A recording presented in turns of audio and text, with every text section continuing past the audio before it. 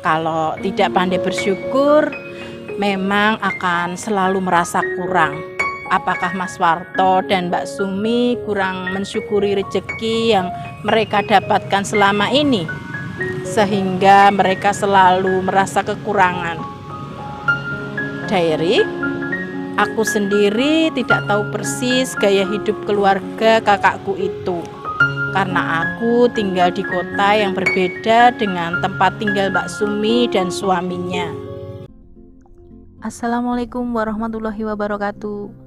Halo Elin Story Lovers, apa kabar kalian semua? Semoga selalu dalam keadaan sehat, dimudahkan segala urusannya dan dilancarkan rezekinya, serta dijauhkan dari segala musibah, bencana, dan mara bahaya yang ada di dunia ini. Sebelum kita lanjut ke dalam story, jangan lupa subscribe, like, komen, dan share.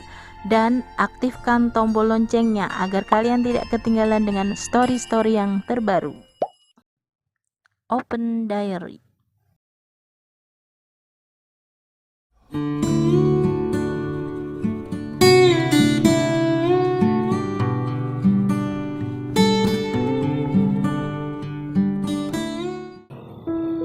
Assalamualaikum warahmatullahi wabarakatuh. Halo Elin Story Lovers, apa kabar kalian hari ini?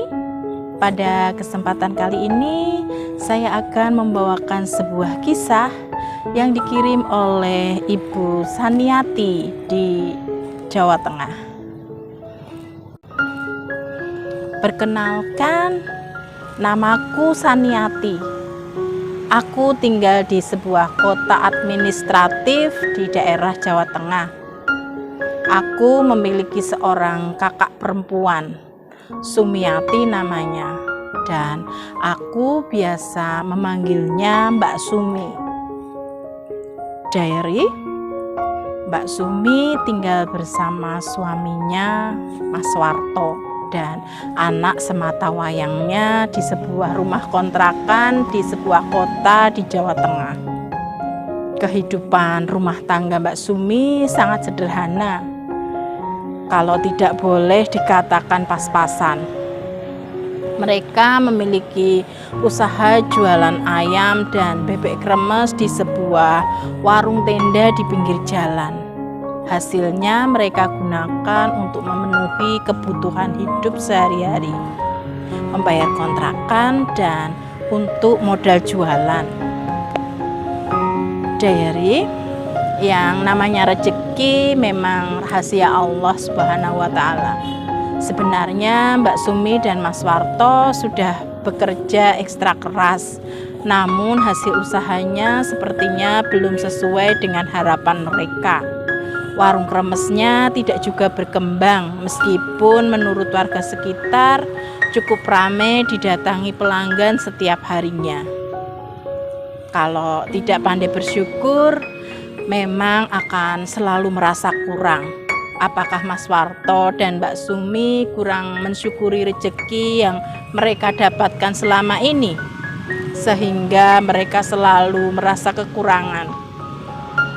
Diary, aku sendiri tidak tahu persis gaya hidup keluarga kakakku itu, karena aku tinggal di kota yang berbeda dengan tempat tinggal Mbak Sumi dan suaminya. Mbak Sumi pernah curhat padaku saat datang ke rumahku waktu Lebaran. Dia mengeluh kenapa kehidupan mereka rasanya masih serba kekurangan. Padahal usaha ayam dan bebek kremesnya bisa dikatakan cukup sukses dan mereka sudah bisa mencukupi kehidupan hidup sehari-hari mereka dari hasil usahanya itu. Sekitar 3 bulan sepulang Mbak Sumi dari rumahku waktu Lebaran, Mbak Sumi memberi kabar bahwa usaha ayam dan bebek kremes mereka sudah maju. Warungnya semakin ramai dan kini tidak lagi jualan di warung tenda pinggir jalan, melainkan di sebuah bangunan permanen yang cukup besar. Alhamdulillah, aku senang mendengarnya. Ditambah lagi saat itu Mbak Sumi juga hamil anak kedua. Dan memang benar, kini usaha ayam dan bebek kremes Mbak Sumi semakin sukses. Hal itu aku saksikan sendiri saat aku dan suamiku berkunjung ke rumah Mbak Sumi menghadiri acara 7 bulan kehamilan Mbak Sumi. Diary, mereka juga sudah tidak mengontrak rumah untuk tempat tinggal. Rumah yang mereka tempati saat ini adalah rumah milik mereka sendiri yang sudah dibelinya dari hasil usaha ayam dan bebek kremes, yang letaknya bersebelahan dengan bangunan yang digunakan untuk warung kremesnya itu. Namun ada hal aneh yang terjadi. Sekitar 2 bulan setelah mitoni, Mbak Sumi tidak juga memberi kabar kelahiran anaknya, padahal mestinya sudah lewat HPL. Hingga akhirnya aku coba menelpon Mbak Sumi untuk mencari tahu kapan HPL-nya. Dan jawaban Mbak Sumi sungguh membuatku kaget. Diary, kata Mbak Sumi, seminggu setelah mitoni, anak yang ada dalam kandungannya hilang. Saat bangun pagi, Mbak Sumi mendapati perutnya kempes, seperti tidak hamil. Namun menurut Mbak Sumi, Mas Warto seperti tidak kaget dan tidak sedih dengan hilangnya bayi dalam kandungan istrinya itu. Diary, hari-hari pun berlalu. Kejadian hilangnya bayi Mbak Sumi yang sempat bikin heboh warga sekitar, kini beritanya sudah tenggelam. Hingga sekitar 4 bulan kemudian, Mbak Sumi mengabari aku kalau dia sedang hamil lagi. Aku pun berpesan pada Mbak Sumi untuk menjaga kandungannya baik-baik, agar kejadian yang dulu tidak terulang lagi. Namun entah kebetulan atau tidak, setelah 1 minggu mitoni, ternyata kejadian yang dulu terulang lagi. Bayi Mbak Sumi yang masih dalam kandungan dan berumur 7 bulan hilang lagi. Dan lagi-lagi Mas Warto sepertinya tidak merasa sedih ataupun kaget. Dia sepertinya tahu bahwa hal itu akan terjadi. Diary, akhirnya beredar rumor di masyarakat sekitar bahwa bayi dalam kandungan Mbak Sumi menjadi tumbal pesugihan usaha ayam dan bebek kremes mereka. Hal itu juga dikuatkan dengan semakin ramainya warung ayam dan bebek kremes Mbak Sumi. Aku mencoba menanyakannya ke Mbak Sumi perihal kabar tersebut. Namun Mbak Sumi sendiri juga tidak tahu, karena Mas Warto juga tidak pernah bercerita apapun soal pesugihan terkait usaha ayam dan bebek kremes mereka. Dan berita sedih harus aku terima. Sekitar setahun setelah kejadian hilangnya bayi Mbak Sumi yang kedua kalinya, suatu pagi Mbak Sumi ditemukan oleh Randy, anak sulung Mbak Sumi, sudah dalam keadaan meninggal di kamarnya dengan kondisi mengerikan. Kedua bola matanya terbelalak seperti orang ketakutan dan tercekik dengan kedua tangan masih memegangi bagian lehernya.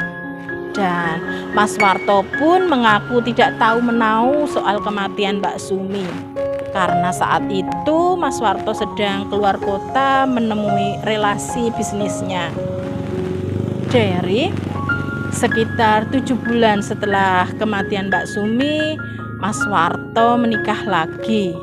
Setelah itu, aku tidak pernah lagi mendengar bagaimana kabar keluarga Mas Warto dengan istri barunya. Namun, ada kabar aneh yang aku dengar dari pelanggan warung kremes Mas Warto. Rita, kawanku satu kantor, pernah mampir ke warung kremesan Mas Warto bersama suami dan anaknya yang masih berumur 4 tahun. Saat sedang berada di dalam warung tersebut dan menunggu pesanan datang, mendadak anak Rita berteriak histeris menangis ketakutan dan merengek minta pulang sambil memeluk ibunya.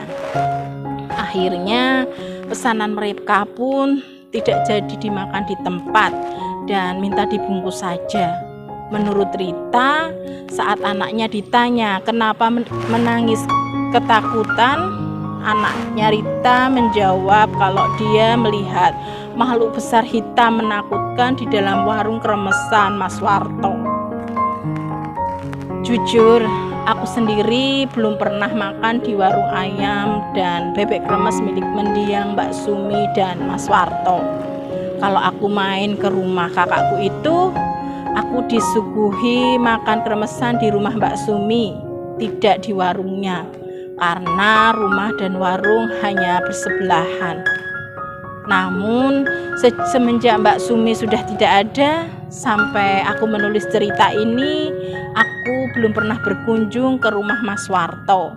Entah mengapa perasaanku tidak enak setiap kali berniat ke sana.